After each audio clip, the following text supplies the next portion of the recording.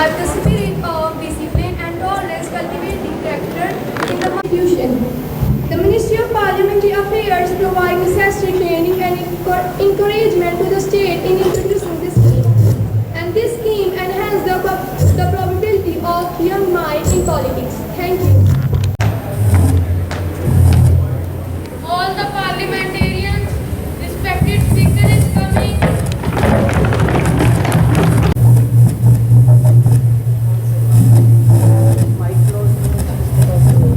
Dear parliamentarians, I cordially welcome you all to the monsoon session of the Youth Parliament.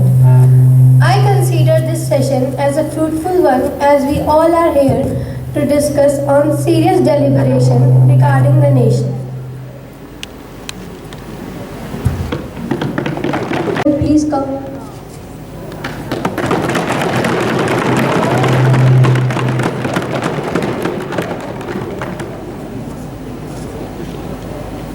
Good morning to all the Member of Parliament. I am delighted to address this joint session of both the Houses of Parliament and extend my warm greeting to all of you. I hope this session will be fruitful one as we are here to improve our economic and development of our country. Thank you.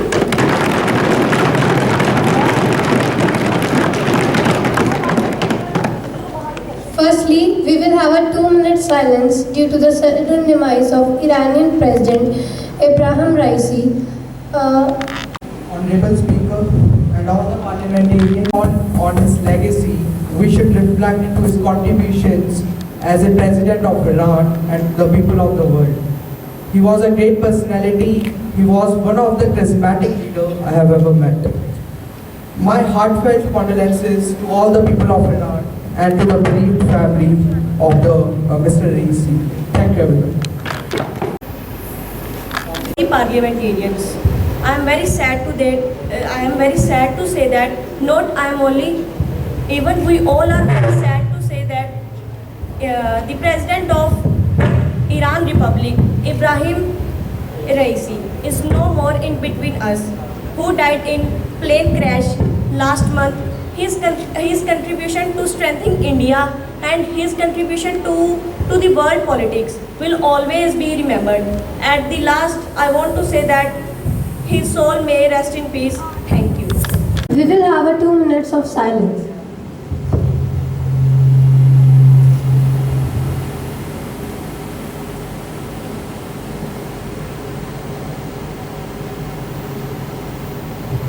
Thank you.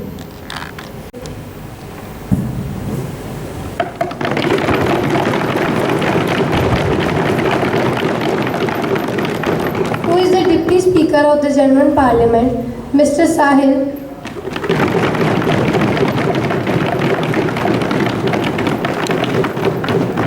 And Mr. Jasprit?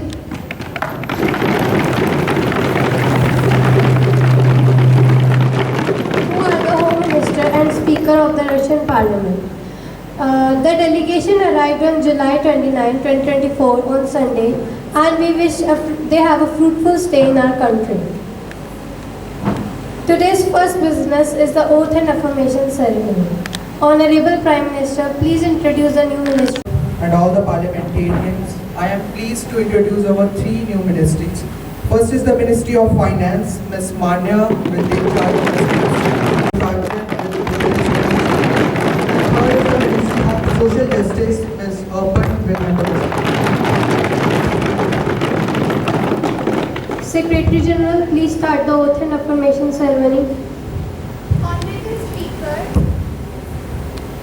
I would like to address new parliamentarians for oath and affirmation.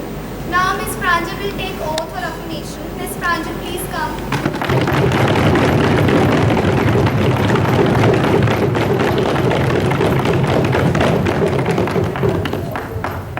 What would you like to take, madam? Oath or affirmation? Oh, in which language? English.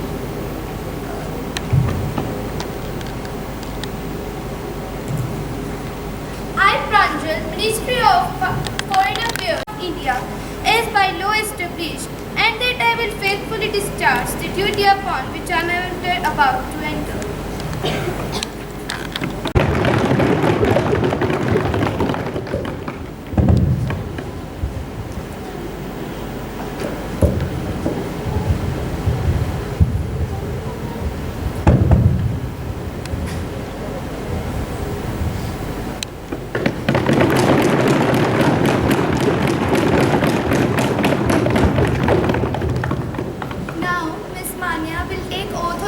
affirmation. Miss Manya, please come.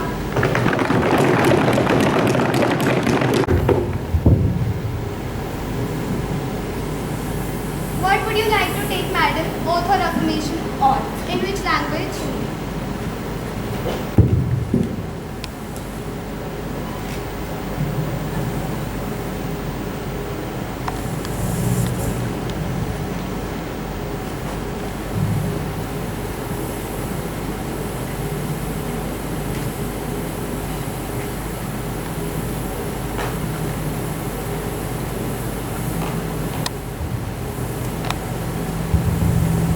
मैं मान्या भारत की वित्त मंत्री सर्वशक्तिमान और ईश्वर के समक्ष वचन देती हूँ और शपथ लेती हूँ कि मैं अपने पद का निर्वहन करते हुए संविधान और अन्य कानूनों का पालन करूंगी तथा नागरिकों और समाज के हित में न्याय संगत और निष्पक्ष रूप से कार्य करूंगी।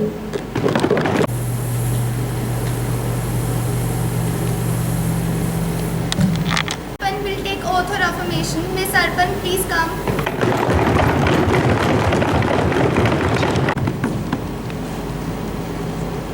Oath or affirmation? Oath. In which language? Punjabi.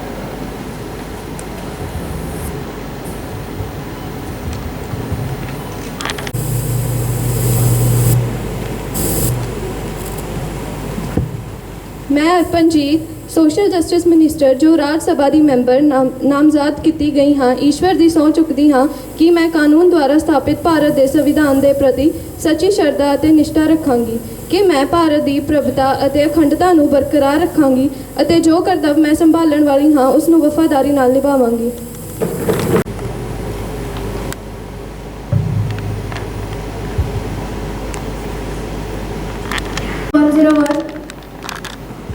मैं अपना प्रश्न कुछ इस प्रकार पूछना चाहती हूँ कि कुछ दिन पहले मेरी मुलाकात कुछ बेरोजगार लोगों से हुई। उन्होंने अपना हालचाल कुछ इस प्रकार बताया कि हमारा हाल तुम क्या जानो मुर्शद, अगर हम मुर्दा घर के सामने से भी गुजरते हैं तो मुर्दे भी खड़ा होकर पूछते हैं अरे भाई नौकरी लगी कि नहीं, आखिर क्यों आपकी सरकार नौकरियां नहीं दे रही है, क्यों लोगों को बेरोजगारी से जूझना पड़ता है। I want to tell you one thing that according to the data of June 2024, unemployment rate has dropped down to 6.43% in last 5 years. And also women participation in workforce has also increased by 2.5%. And we have implemented many schemes and taken many initiatives for to destroy the unemployment.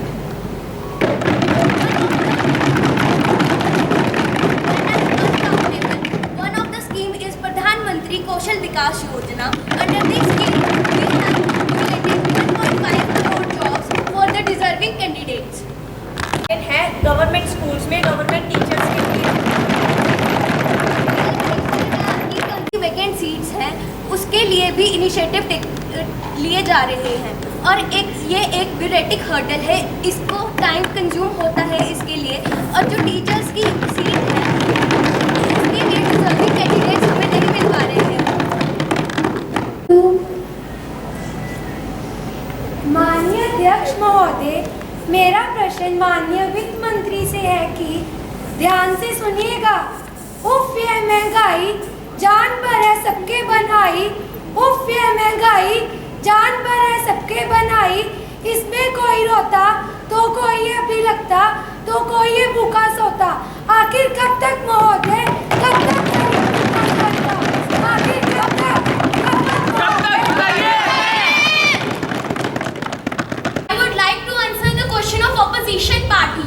महोदय, आपने कहा कि महंगाई और गरीबी बढ़ रही है, पर आपकी ये दोनों बातें गलत हैं। जो इंडिया में इन्फ्लेशन रेट है वो 5.89% है एंड अकॉर्डिंग टू RBI जो इन्फ्लेशन रेट है वो 2% और 6% के बीच में ही होना चाहिए। और इंडिया में पॉवर्टी 2011 में 21.2% थी और 2023 में पॉवर्टी घटकर केवल 8.5% ही रह गई कंट्री में। लेकिन महंगाई का क्या, हमारे जमाने में सिलेंडर का प्राइस था 300 और 400 के बीच, आपकी सरकार ने आके 900 और 1000 के बीच में कर दिया। और तो और चावल और अन्य खाद्य पदार्थों का प्राइस भी 15 से 20 रुपए के बीच में था, अब आप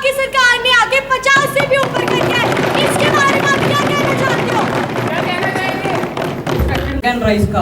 2004 में एलपीजी सिलेंडर का प्राइस था 281। 2014 में एलपीजी सिलेंडर का प्राइस था 900 रुपये। 220% से आपने एलपीजी सिलेंडर का प्राइस बढ़ा दिया। किसके टाइम में ज़्यादा बढ़ी, आप बताइए हमें। राइस का प्राइस था 16 रुपये 2004 में। 2014 में राइस का प्राइस हो गया 30 रुपये। 87% से राइस का प्राइस बढ़ गया। अब बोल रहे हमने महंगाई बढ़ा दी। हमारे टाइम में 2014 में राइस का प्राइस था 30 रुपये, 2024 में 45 रुपीज़। सिर्फ 50% से प्राइस बढ़ा है। 9%। किसके टाइम में महंगाई बढ़ी थी?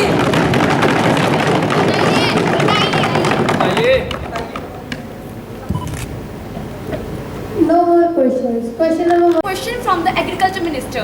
As you know that our Indian agriculture faces many problems like food insecurity, financial problems. But my major question is about MSP, minimum support price for all crops. आप लोग MSP को लॉ क्यों नहीं बना देते? उसे लागू क्यों नहीं कर देते? कुछ इस प्रकार देना चाहूंगी कि आपने कहा कि हम MSP को लॉ क्यों नहीं बना रहे हैं। अगर हमारी सरकार MSP को लॉ बना देती है तो जो 22 फसलें हैं जो MSP अंडर आती है, किसानों को उन्हीं फसलों के लिए उगाने के लिए मजबूर होंगे और जो सरकार है वो भी उन्हीं फसलों को खरीदने के लिए मजबूर होगी जो कि किसान और समाज के हित में नहीं है महोदय। और जो किसान अभी भी दूसरी फसलें उगा रहे हैं इन 22 फसलों के अलावा, उनके साथ भेदभाव होगा। और महोदय हमारी सरकार है जो किसी के साथ भेदभाव नहीं करती है। MSP इतनी बुरी है, इतनी डिस्क्रिमिनेशन होगी उससे, तो माननीय प्राइम मिनिस्टर जी ने इलेक्शंस के टाइम पे ऐसा वादा क्यों किया कि The question. Yes, Speaker. These are just baseless claims, right? They have no They're just making statements, right? If you are sitting here, talk some intellectual stuff here. It's even your party who have promised the farmers to legalize MSP.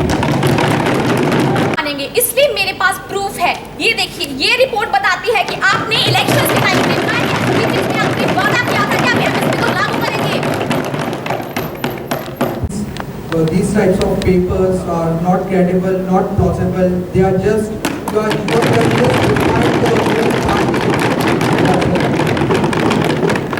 प्रश्न minister of science and technology से है कि हमारे देश के बहुत सारे doctors, engineers और टैलेंटेड साइंटिस्ट हमारी कंट्री से पढ़ाई कर दूसरी कंट्रीज में जाकर जॉब्स कर रहे हैं। इसके लिए आपकी सरकार क्या कर रही है? Honorable Speaker, I would like to answer the question of the opposition party.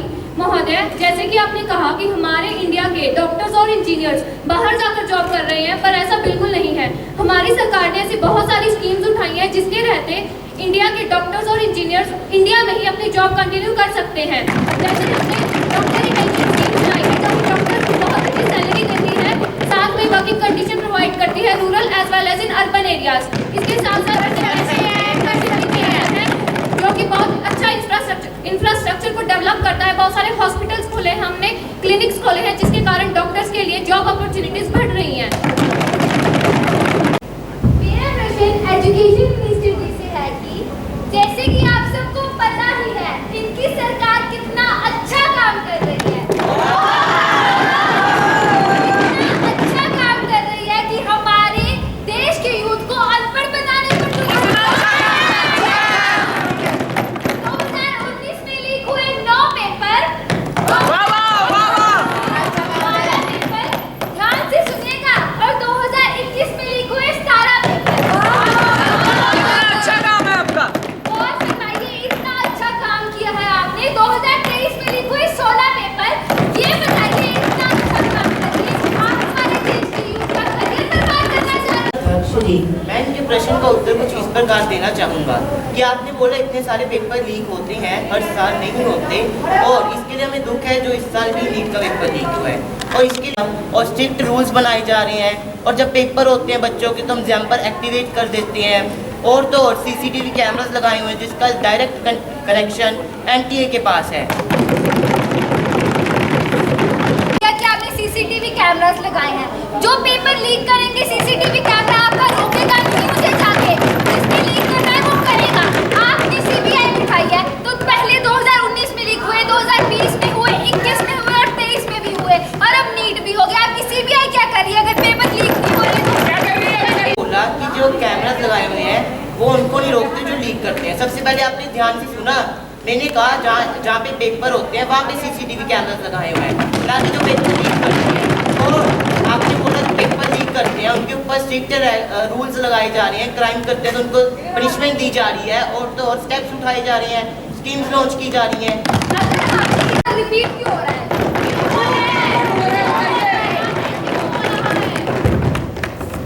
Honorable Minister, please answer the question. The Speaker, I would like to recite his words that it is the work of NTA, National Testing Agency, which was established in 2013, and we are trying our best to limit the number of paper leaks. And there is also the Supreme Court verdict on that the occurrence of the NEET misconduct was on very trivial and small level. As it was on very trivial or small level, but we are trying our best and we will leave no stones unturned. No more questions. Speaker, I would like to ask a question from Ministry of Cultural Tourism. Give the solution for misbehave with foreigners when they come to cultural tourism. मैं इस प्रश्न का उत्तर इस प्रकार देना चाहूँगी कि जैसे कि आपने बोला कि टूरिस्ट के साथ मिसबिहेव हो रहा है, इंडिया में जिस भी स्टेट में टूरिस्ट के साथ मिसबिहेव हो रहा है, मिसबिहेव की जो रिस्पॉन्सिबिलिटी है वो उस स्टेट की गवर्नमेंट की है, हमारी नहीं है। और रही बात टूरिस्ट के साथ मिसबिहेव होने की, और वो स्पेनिश लेडी को हमने 10 लाख की कंपेंसेशन भी दी है और उस केस में 10 लोग अरेस्ट भी हो चुके। और आप 10 लाख देकर उसकी इज्जत खरीद रहे हो, उसकी इज्जत का क्या? राइट, और वो लोग उस कंपेंसेशन से सेटिस्फाइड हैं। अच्छा, अगर आगे भी ऐसा कुछ केस होगा तो आप उसे भी पैसे देकर अपोलोजाइज कर दोगे, उस लेडी की इज्जत का क्या? आगे क्या आपने फ्यूचर देख लिया? हो सकता है ना, हो सकता है, नहीं हो सकता। क्यों नहीं होगा? आप कैसे कह सकते हो कि होगा? और आप कैसे कह रहे हो भी नहीं होगा? क्योंकि हमारी गवर्नमेंट अच्छा काम कर रही है। मैं दिख रहा है तो अच्छा काम कर रही है। जैसे कि मैंने पहले बताया, वो हमारी रिस्पॉन्सिबिलिटी नहीं है, वो स्टेट गवर्नमेंट की रिस्पॉन्सिबिलिटी है। Day by day, so that जैसा कि हम सब जानते हैं कि वुमेन्स को आए दिन कोई ना कोई हर एक नई प्रॉब्लम फेस करनी पड़ती है, तो आपकी गवर्नमेंट उन वुमेन्स के लिए क्या कर रही है जो सोसाइटी के द्वारा फोर्स की जाती है अनएक्सपेक्टेड स्टेप्स उठाने के लिए? मैं उनके प्रश्न का उत्तर कुछ इस प्रकार देना चाहूँगी। अगर आपको पता हो तो हम वुमेन की सेफ्टी के लिए बहुत सारे स्टेप्स उठा रहे हैं। हमने बहुत सारी स्कीम्स भी लॉन्च की हैं, जैसे one stop centre scheme, ST और भी बहुत सारी।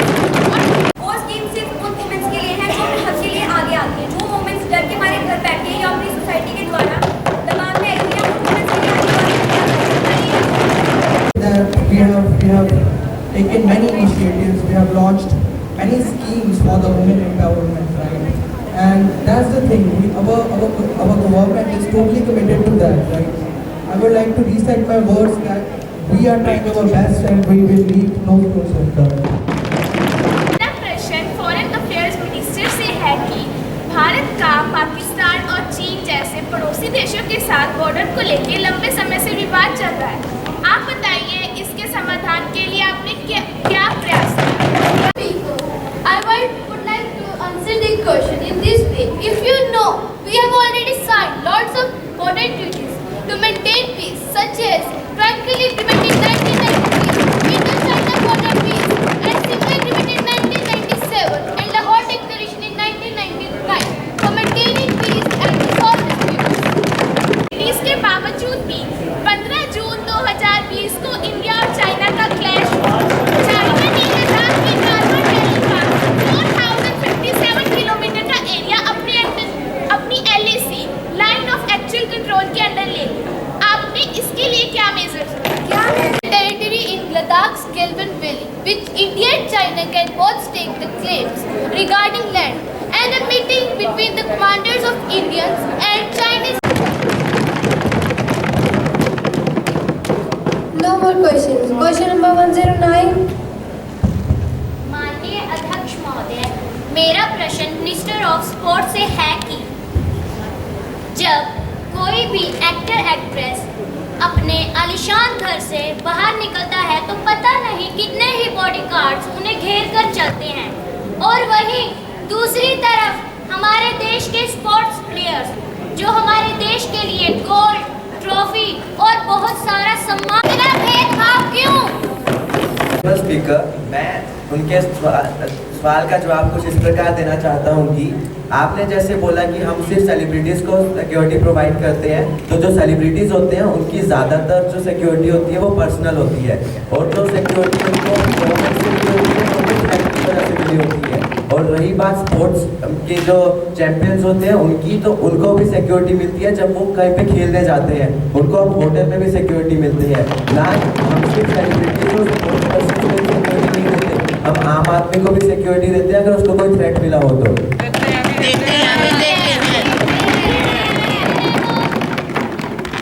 जैसे कि आपको पता ही है आजकल कितनी खतरनाक बीमारियां फैल रही हैं, जैसे कि ट्यूबरक्लोसिस, एड्स, कैंसर और भी बहुत हैं। तो आप जरा गौर फरमाइएगा कि कैंसर जैसी बीमारी की वजह से हमारे देश में बहुत लोग अपनी जान गंवा रहे हैं। तो आप ये बताना चाहेंगे कि इसके लिए आपने क्या मेजर्स उठाए हैं?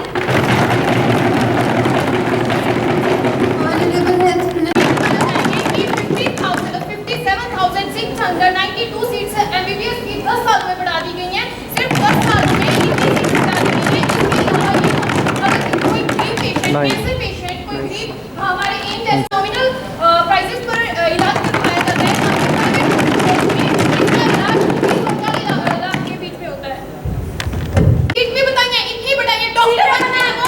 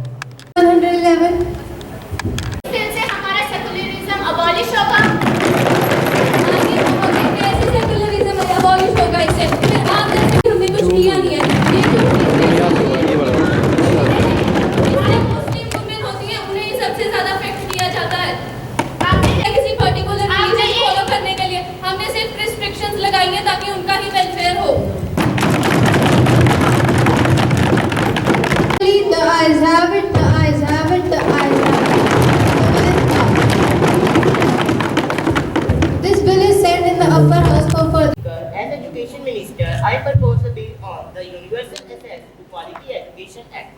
This bill aims to ensure that every student, regardless of their background, location, or financial means, has access to quality education that prepares them for success in 21st century. Clause 1 definitions. Quality education means that student that meets internally recognized standards and prepares students for lifelong learning, critical thinking and problem solving. The objective of this bill are from primary to tertiary levels. The rest of the bill will be shared as your office. Will feel neglected due to the reservation of SC and OBC caste. Right? I don't talk about SC, ST and OBC. I am talking about the quality education. माननीय महोदय, हमारे पहले एक bill आया था 4 अगस्त 2009 में, जिसमें लिखा था कि राइट टू चिल्ड्रन जो गवर्नमेंट स्कूल में पढ़ेंगे उनको एजुकेशन का पूरा राइट है। पर अगर हम डाटा चेक करते हैं तो गवर्नमेंट स्कूल में बच्चों को एजुकेशन नहीं मिलती है प्रॉपर। उस बिल में लिखा था बच्चों को एजुकेशन प्रॉपर मिलेगी, और इस बिल में लिखा है कि बच्चों को फैसिलिटीज पूरी दी जाएंगी। वो बिल तो आपसे अच्छे से काम नहीं हो रहा है, इसमें क्या करोगे आप? मिस एजुकेशन मिनिस्टर, आपने बोला कि हमने 2009 में बिल पास किया था जिसके ऑब्जेक्टिव पूरे नहीं हुए, तो वो बिल तो आपकी सरकार ने पूरा पास किया था ना, तो अभी तक हम चला रहे हैं, उसको हम प्रोवाइड फैसिलिटीज हम कर रहे हैं। कौन सी फैसिलिटीज? आपने चाबी नहीं लगाई है।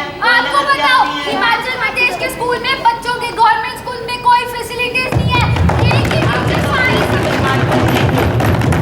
स्मार्ट बोर्ड का क्या करोगे जब पढ़ा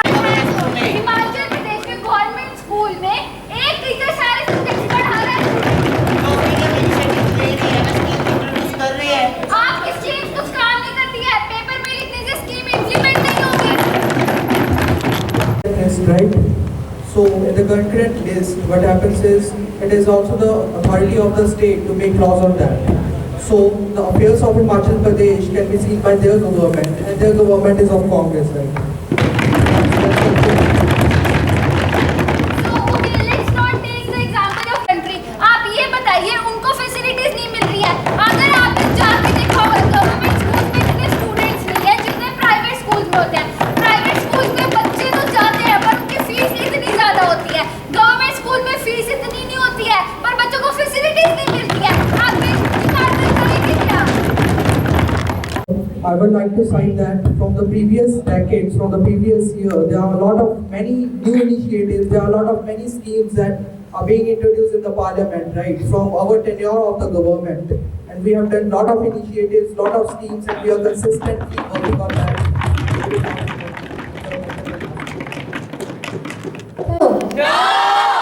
Clearly, the ayes have it, the ayes have it, the ayes have it. The bill is passed and sent in the upper house for further consideration. For the entered India on the before 31st December 2014, the act was passed before. आपने तो कह दिया कि आप citizenship provide कर देंगे neighbouring country से आए हुए लोगों को, but what about the population of India? पहले इंडिया की पॉपुलेशन इतनी बड़ी हुई है, अगर और पॉपुलेशन बढ़ जाएगी तो पॉवर्टी और अनएम्प्लॉयमेंट जैसी मुसीबतें भी तो बढ़ेंगी। उत्तर दीजिए। Honorable Speaker, firstly I want to correct them, not from every country, they are neighboring countries. So there is a distinction between them, right? And second thing is you are concerned about population, right? Population is something that has many factors responsible for that. And third point is citizenship is not is equal to population, right? We are providing citizenship so that to the persecuted communities so that they can avail the benefits of citizenship. And it has literally no correlation with the population. आपने कहा कि आप citizenship देंगे बाहर के लोगों को, but उनमें से कुछ लोग टेररिस्ट भी तो हो सकते हैं, उनका आप क्या कहना चाहेंगे?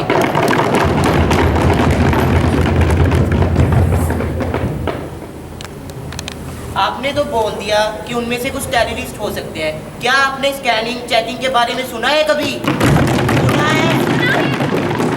हम ऐसे तो किसी को नहीं बिठा सकते वहाँ पे। चेकिंग होती है पूरी अच्छी तरीके से। तो वैसे ही ऐसी अटैक्स होते हैं, कुछ आपकी चेकिंग होती है, जैसे कि 26 नवंबर 2001 को मुंबई में अटैक हुआ है, वो कैसे हुआ? वहाँ पे चेक नहीं होते आपके? It is totally different matter. They are just making hurdles for our government to pass the bill. Nothing more. They have no intellectual ability to decipher the bill. So. Those who are against it will say no. No! नहीं चाहिए, नहीं चाहिए।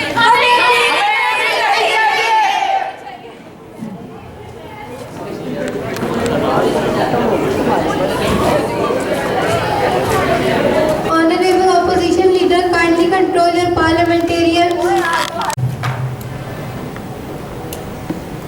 Now the resolution motion ends. The attention motion begins. It is a time of serious deliberation regarding. एक जरूरी विषय की ओर आकर्षित करना चाहती हूँ कि यूरोपियन अथॉरिटीज ने हमारे देश के 525 से भी ज्यादा खाद्य पदार्थों को बैन कर दिया है क्योंकि उसमें बीमारी है।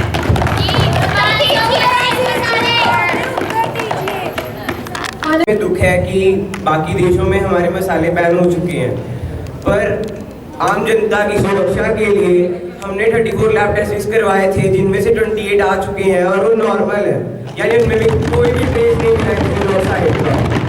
तो आप कहना चाहते हैं कि वो पूरा यूरोप हमारे से टेक्नोलॉजी में आगे उनके टेस्ट गलत नहीं हो सकते। Respected Minister, this purpose of exports and the Spice Board of India released some guidelines against using the ethylene oxide for sanitization purpose. The methods like steam sterilization and irradiations were given to them to use.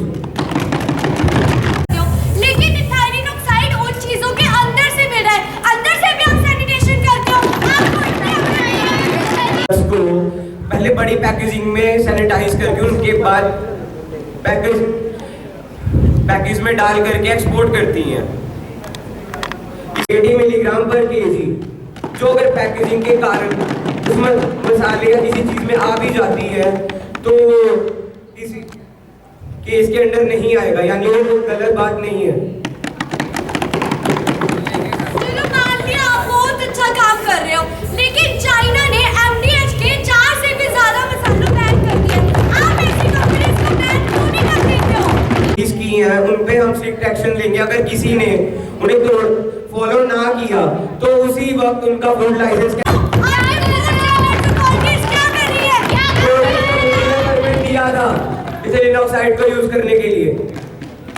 Question in your cabin. No more discussion on this topic. Next topic, please.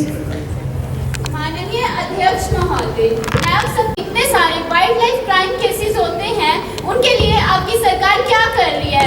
Last year की report के according 400 के करीब wild life crime cases हुए हैं, जिसमें कि 20% only leopards थे। मैं आपके क्वेश्चन का जवाब इस तरह से देना चाहती हूँ कि हमें बहुत दुख हुआ कि हमारे देश में ऐसे इंसिडेंट हो रहे हैं, बट हम इसके लिए बहुत सारे मेजर्स भी उठा रहे हैं। जैसे कि हमने वाइल्ड लाइफ प्रोटेक्शन एक्ट 1972 का पास किया है, हमने वाइल्ड लाइफ सेंचुरी को नेशनल पार्क भी खुलवाई है, और हमने प्रोजेक्ट टाइगर 1973 और प्रोजेक्ट एलिफेंट भी किया है। अगर आपने क्राइम केसेस हो क्यों रहे हैं, मैंने आपको लास्ट ईयर की रिपोर्ट का बताया। 400 एक छोटा नंबर नहीं है। जो भी एनिमल्स की हंटिंग करता है उसे पनिशमेंट दी जाती है, 3 से लेकर 7 सालों की सजा दी जाती है। On a major topic of India, electricity, the biggest scam in the history of India. हमारे मामला इकट्ठा हुआ है वो 20,000 करोड़ का हुआ है, लेकिन जो एक्चुअल नंबर्स है वो है 12,700 करोड़, और जिसमें से 6,000 करोड़ हो गया है। तो साफ साफ इससे पता लगता है कि इनको इस चीज़ का इलेक्शन में भी फायदा लिया गया है। मोदी, मैं इनका आंसर इस प्रकार देना चाहता हूँ। इन्होंने यह तो कह दिया इलेक्ट्रल बॉन्ड्स का। पहले तो मैं आपको बता दूं, टोटल इलेक्ट्रल बॉन्ड्स 22,000 करोड़ के हैं। 20,000 नहीं, 22,000। इसमें से 6,060 करोड़ बीजेपी पार्टी को मिले हैं। और इलेक्ट्रल बॉन्ड की स्कीम लाई क्यों गई थी आपको मैं बता दूं। इलेक्शन कैंपेन मेजर जो इलेक्ट्रल बॉन्ड है इलेक्शन कैंपेन में यूज होते हैं।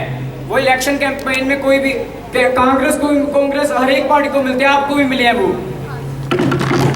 मैं ईसीजी की रिपोर्ट देकर बता रही हूँ कि वो जो बॉन्ड्स इकट्ठा हुए थे वो 12,700 करोड़ ही थे, ना कि 22,000 करोड़। 5% होता है। 6,000 करोड़ तो वो इलेक्ट्रल बॉन्ड है, उसको तो इलेक्शन कैंपेन में यूज करेंगे। और आपको बता दूं सुप्रीम कोर्ट ने ये बंद कर दिया। सुप्रीम कोर्ट ने 3 मंथ्स पहले ये बंद कर दिया इलेक्ट्रल बॉन्ड्स की स्कीम। आप इसीलिए तो की थी क्योंकि आपको साफ साफ फायदा जो हो रहा था। फायदा हमें अकेला क्यों सा हो रहा था? फायदा कोई नहीं है। ये 2014 के पहले इलेक्शन होती थी ना, उसमें फंडिंग की जरूरत नहीं थी। तब हम इलेक्ट्रल बॉन्ड्स इसीलिए लाए हैं अभी जो इलेक्शन कैंपेन में जो भी फंडिंग की जरूरत है वो जनता या कोई भी दे सकता है। माननीय महोदय, आप डाटा चेक कर आइए। जिन जिन कंपनियों ने आपको चंदा दिया है उनको आपने देश के बहुत बड़े बड़े कॉन्ट्रैक्ट दिए जो कि सीधा सीधा एक बात है, आपने कहां सुनी होगी। आप मुझे चंदा दो, मैं आपको चंदा दूंगा।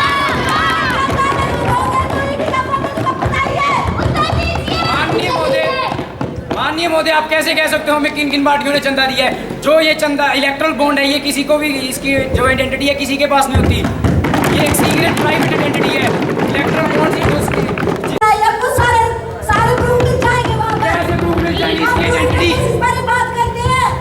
प्रूफ कैसे मिल जाएंगे? इसकी आइडेंटिटी लीगल है ही नहीं, इसकी आइडेंटिटी प्राइवेट है।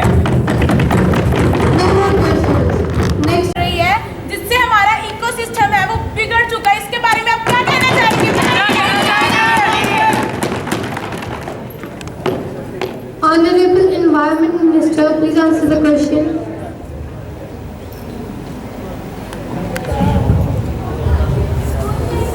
ऑनरेबल स्पीकर, मैं अपोजिशन पार्टी के इस प्रकार से देना चाहती हूँ कि इंडस्ट्रियलाइजेशन की बहुत ज़्यादा ज़रूरत है और उससे कंट्री की डेवलपमेंट होती है और इसके नेगेटिव इम्पैक्ट हैं और ये हम जानते हैं, बट हम दोनों चीज़ों को बैलेंस करने की कोशिश कर रहे हैं और हमने ऐसी स्कीम्स भी चलाई हैं जिससे इंडस्ट्री से इन्वायरमेंट की डिग्रेडेशन ना हो, जैसे कि क्लीन एयर प्रोग्राम और जीरो डिस्चार्ज, और हम अफॉरेस्टेशन भी कर रहे हैं एडिशन से।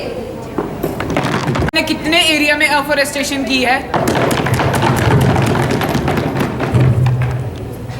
Please answer this question. Honorable Speaker, as the matter of industrialization is in light, I would like to mention that industrialization is something which is inevitable, right? No more questions. Next question, please. माननीय अध्यक्ष महोदय, मेरा प्रश्न यह है कि UP में बड़े रेल हादसा हो रहा है। चंडीगढ़ से दिब्रुगढ़ वाली एक्सप्रेस के 6 डिब्बे पटरी पर उतर गए। इस हादसे से 2 लोगों की मौत हुई और 31 लोग घायल हुए। आप बताइए कि आप इस विषय पर क्या कहना चाहते हैं?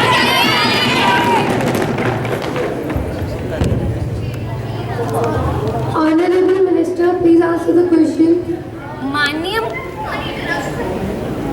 माननीय महोदय, मैं इस प्रश्न का उत्तर इस प्रकार देना चाहूँगी कि हम मानते हैं कि 2 लोगों की जान गई है और हमें अफसोस भी है, पर हमारी गवर्नमेंट ने उन्हें 10 लाख भी दिए हैं और हमारी गवर्नमेंट बहुत सारी स्कीम्स भी चला रही है, जैसे कि Amrit Bharat station scheme aims to enhance and modernization railway station and government has officially announced that nobody can travel without tickets. These steps taken by the government to prevent railway accidents. On the Casteism Eradication and Social Equality Bill 2024, to address the persistent and pervasive issue of casteism in India, to promote social equality and to hold the government accountable for its failure to effectively address this issue. This act may be called the Casteism Eradication and the Social Equality Act 2024. It extends to the whole of the India. Casteism means many actions, behavior or practices that discriminates, excludes or harms individuals or group based on their caste identity. Social equality means equal opportunities, rights and treatment for all individuals regardless of their caste identity. Rest of the bill will be provided to your offices. As Speaker, I don't think that there is any valid point in introducing this bill, right?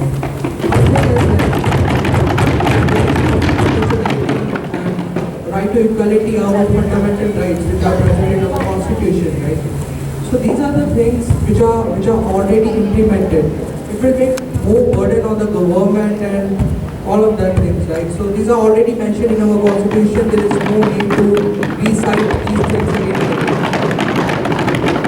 Honorable Education Minister, please answer the question. I know you are right and your concern is right, but apart the people of General Ward feel neglected and aside due to the reservation of SC and other backward classes. So we accept your measures and we rewrite the bill, but we feel that this bill should be passed once. Speaker, in the general category, there are also reservations provided. If they have ever heard of the EWS category, which is known as economically weaker section, which is provided to the general category. These are already mentioned and not discussed it further. No more discussion. Those who are in favor will say aye. Aye. Those who are against it will say no. No. Clearly the ayes have it, the ayes have it, the ayes have it. For their cooperation and presence in this fruitful session. We have now discussed on almost every important aspect regarding the country's development. The House is adjourned and the next session will be